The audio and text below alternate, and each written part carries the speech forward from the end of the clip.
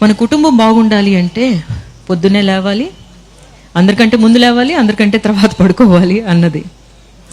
ఇలాంటివే. సో ఇవన్నీ మీరు క్వశ్చన్ చేయండి అని అన్నారు అంబేద్కర్. నేనెందుకు చదువుకోకూడదు? నేనెందుకు మిమ్మల్ని ఒక ఫస్ట్గా పెట్టి నన్ను నేను సెకండరీగా ఎందుకు ఆలోచించాలి?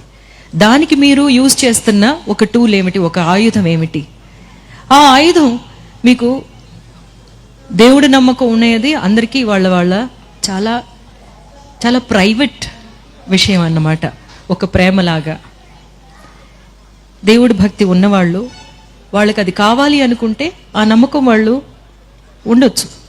కానీ అది మిగతా వాళ్ళ మీద రుద్దడం కానీ, అందులో ఇలా చెప్పారు, ఇందులో నువ్వు ఇలా ఉంటేనే నువ్వు చాలా పెద్ద పత్ని వ్రతవి అనే విషయాలన్నీ చెప్పేసి మనల్ని అట్లా. కానీ మీరు ఇవన్నీ అర్థం చేసుకోండి. ఈ విషయాలన్నీ ఎందుకు పెట్టారు? ఎందుకంటే ఒక కులంలోంచి ఇంకో కులంలోకి వెళ్ళకూడదు, వాళ్ళని పెళ్లి చేసుకోకూడదు, చేస్తే ఏమవుతుంది అనేది ఇంకా మన ఇండియాలో జరుగుతూనే ఉన్నాయి కదా. అప్పుడు ఇవన్నీ మనం సరిచేసే ఒక విషయం ఒక స్త్రీ చేతిలో ఉంది. ఆ స్త్రీ ఈ 4 విషయాల్ని అర్థం చేసుకుని మనల్ని అణగదొక్కడానికి చేసిన విషయాలే ఇవి అని అర్థం చేసుకుంటే చాలు. నెక్స్ట్ 2-3 జనరేషన్లోనే అందరినీ మనం ఒక విధమైన ఆలోచనలోకి తీసుకురాగలం.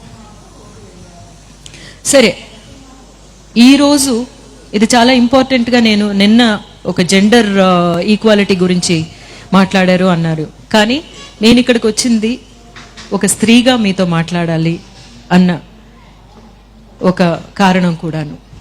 ఇవన్నిటినీ మనం ఇప్పుడు ఇంత శ్రామికులు ఉన్నారు, వాళ్ళ గురించి అన్న అన్న అన్న అనే పాటలు పాడారు, కానీ ఎవరైనా ఒక అక్క అని పాటలు పాడారా అని ఎప్పుడు ఆలోచిస్తూ ఉంటాను నేను. ఎన్ని పాటలు అన్న, ఆయన మాత్రమే శ్రమిస్తాడా? ఆయన శ్రమించి వచ్చి ఆ డబ్బులు తీసుకొస్తున్నారు. అహోరాత్రులు ఇంట్లో శ్రమించే అక్కని పట్టించుకోడు. మనం జీతాలు లేని శ్రామికులమే కదా, పుట్టుకతో శ్రామికులమే, అవునా? ఎందుకలా అవ్వాలి?